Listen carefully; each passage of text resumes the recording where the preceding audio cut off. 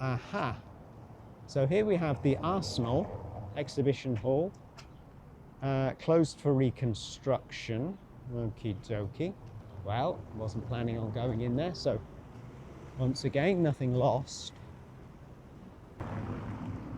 And it doesn't take a genius to come up with the name for this little street, Arsenal Street. Where did that idea come from, I wonder? There we are. Arsenal supporters, you've got your own street.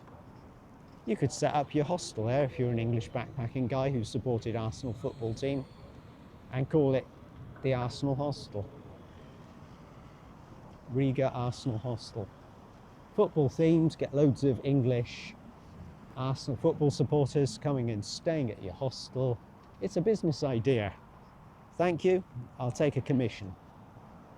But you probably don't want to give me anything for that idea.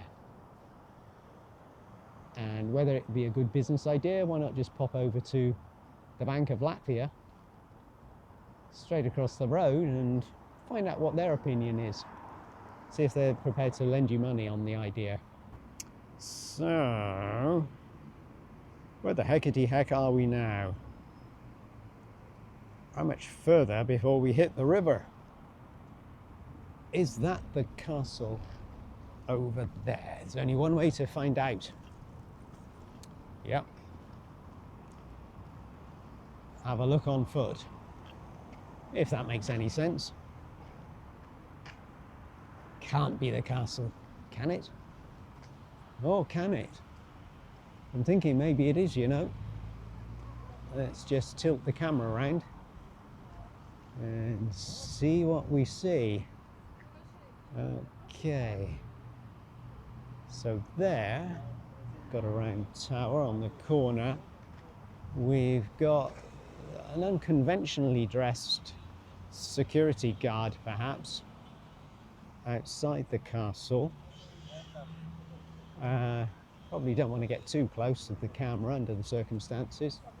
Don't want to get shot again by security, do I? There's some fine looking architecture up in that corner, in a separate building, all three, to the castle.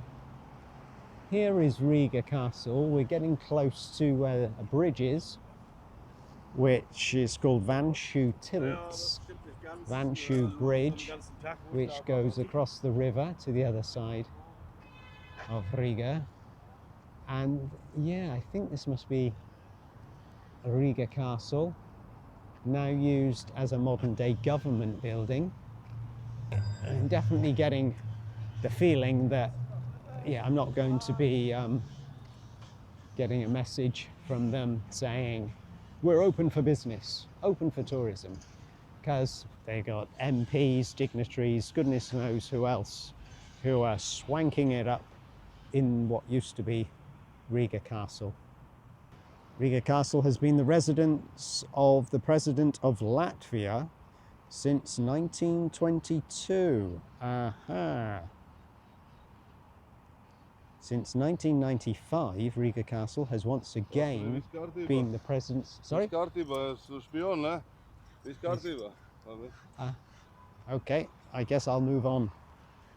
I'm not sure what he's saying, but I assume I need to walk on and not film what's there. Okay, I've upset the security guy, but the good thing was he didn't stick a gun in my face. So, hey, it could be a worse situation, couldn't it?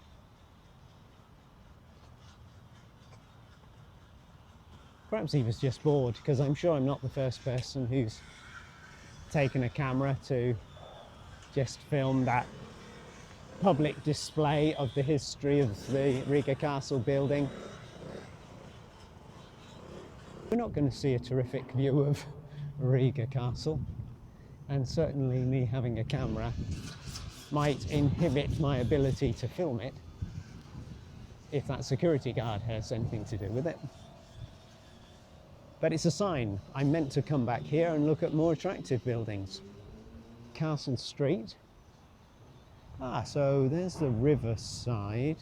That's back into the old town. Why don't we, as we're in the vicinity, have a look at what's down here? Might get a view. It might just be possible to get a view of this side of the castle, and maybe it's a more appealing view than the other side in any case. Ah, we're certainly going to see the bridge. That looks quite striking.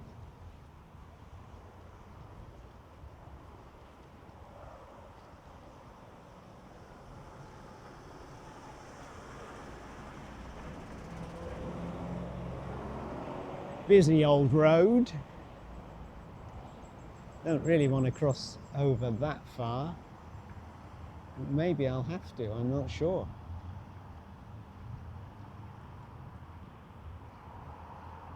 It's a nice little picture, isn't it? Just there. Oh, what a strange looking public toilet. Yep, I've been distracted again. It's like a bomb shelter or something. Public toilet. Maximum 25 minutes in there. And it's free. That's what we like to hear. What a strange looking thing. But quirky. Back on our mission. Let's take a look at this side of the castle, and also there's some more of this Baltic style sculpture. Or is it Latvian style sculpture? Or is it live culture style sculpture? I'll let you decide. What are your thoughts?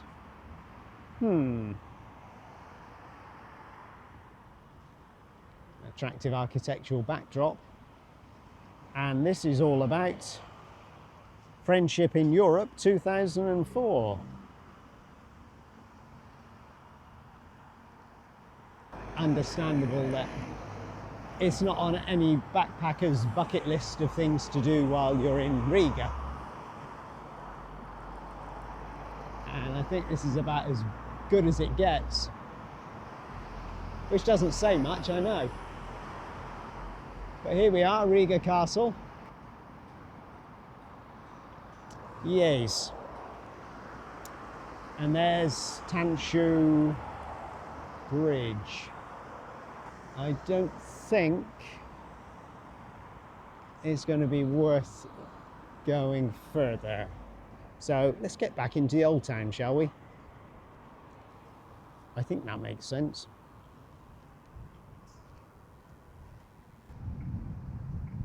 Having come across the road, basically rent of a ship. It sails on a trip lasting 1 hour. Well, it's called Sunset Tour, but the times are quite interesting. The first one is 10:30 in the morning. Might be a bit early for sunset, but still you can take an hour trip on the river. The hour will absolutely fly, I'm sure. This is the point where the boat begins from and explains now why there's no boat here. But just if it's something you feel like doing, it says only in summer. But when does summer begin for you people? Okay, maybe July and August then. Who's this figure? Oh, it's Kristaps. Of course it is. Am I going to be accosted by another security guard, told not to film? Let's see. Legend of Riga. Once upon a time, long ago, before the city of Riga was founded, a tall, strong man named Liles Kristaps, Big Christopher, carried people across the river Daugava. I've got my doubts about that, but still. Kristaps lived in a cabin on the right bank of the river. Whilst sleeping one night, Kristaps heard a small child crying on the other side of the river. He immediately rose to fetch the child and began to carry it across the river. Halfway across, the child became so heavy that Kristaps barely managed to get to the other bank. Exhausted, he laid the child down to sleep in his shack and fell asleep himself. The following morning, Kristaps awoke to find a large chest of gold coins where the child had been. Upon his death, the money was used to found the city of Riga. The first building was built on the spot where Kristaps' cabin once stood. Okay, a little far-fetched, but still. Gints Upitis in 1997 made a copy of the original wooden sculpture built by Michael Brinkman in 1683. The original statue is located in the Museum of History of Riga and Navigation. And here is a rather sad-looking copy of Big Christopher. Okie dokie. Well, that was worth popping across the road for, wasn't it? However, now time to pop back again to see more of the old town. And if you happen to be visiting the Danish embassy, why not if you've got the time? Right alongside, another one of those spooky Gothic, pointy, red brick churches. Now then, back on to Pils Ayala, Castle Street.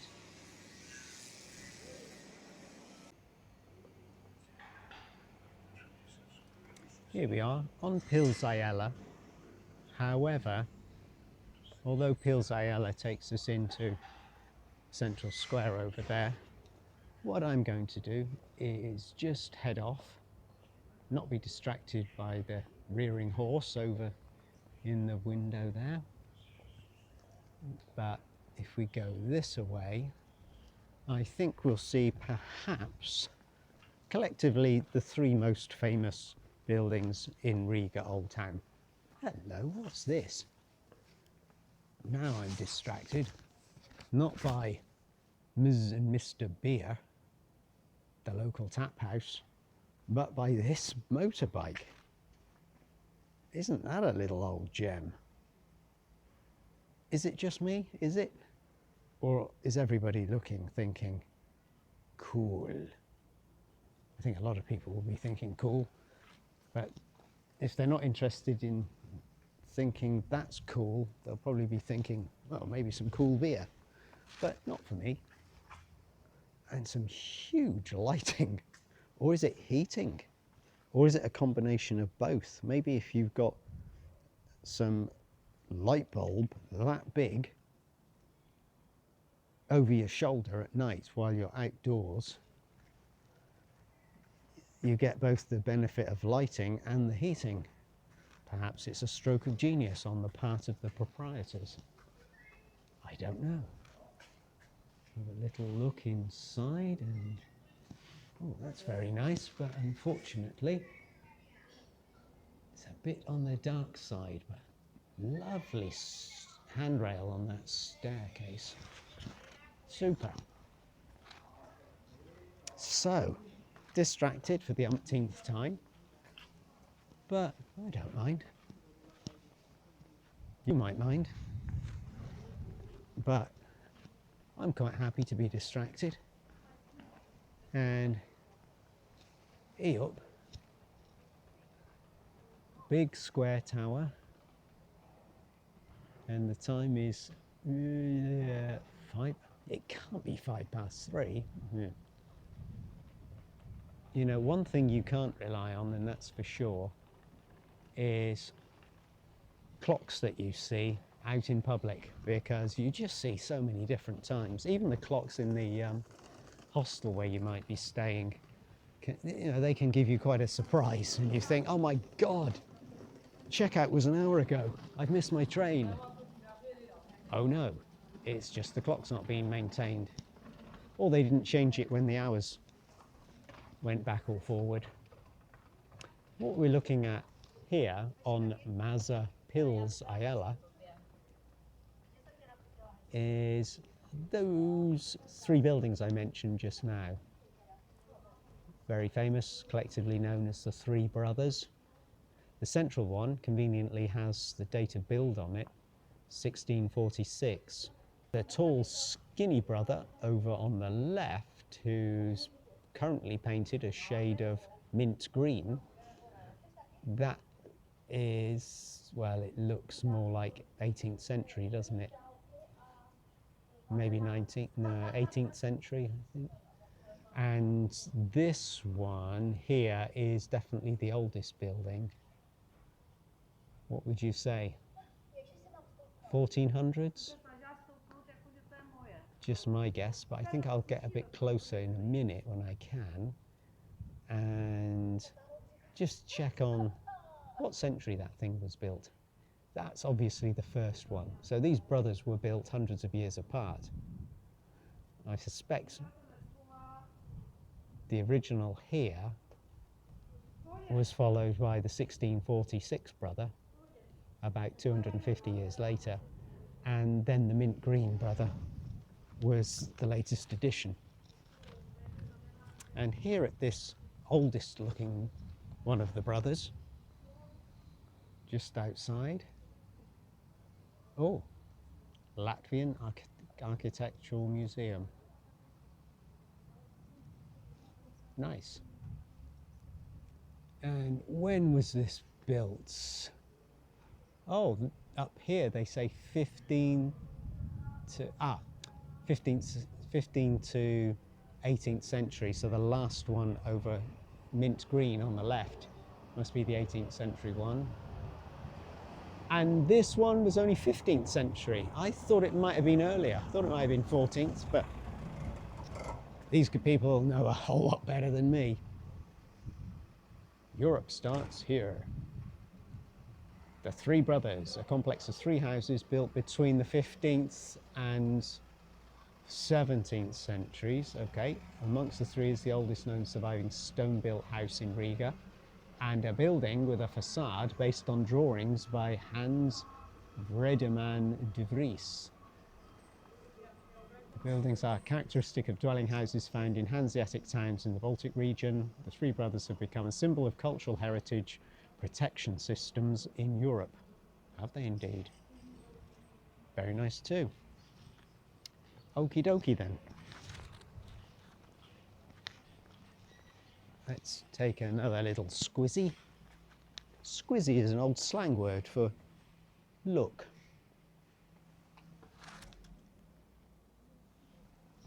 Look at the Three Brothers.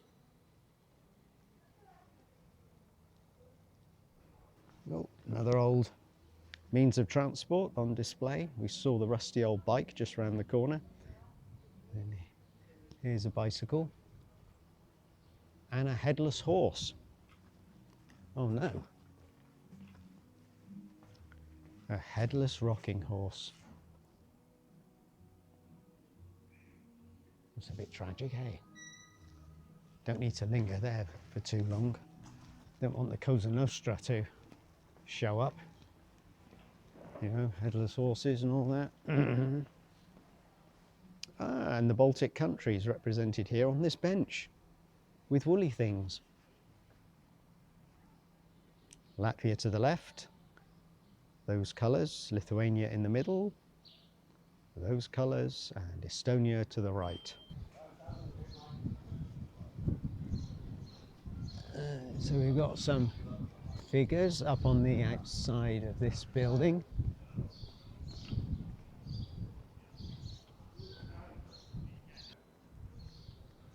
Little bit of an ornate building, yes, I'm getting sidetracked again. But I think you'll see why very shortly.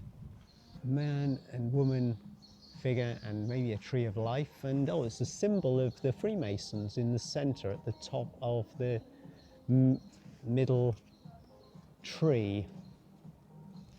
So there's the woman to the left, the man to the right, and in the middle there's something like a tree, and at the top there's a symbol of the Masons, and above there is a peacock and a human head, and some more human heads to either side of the peacock.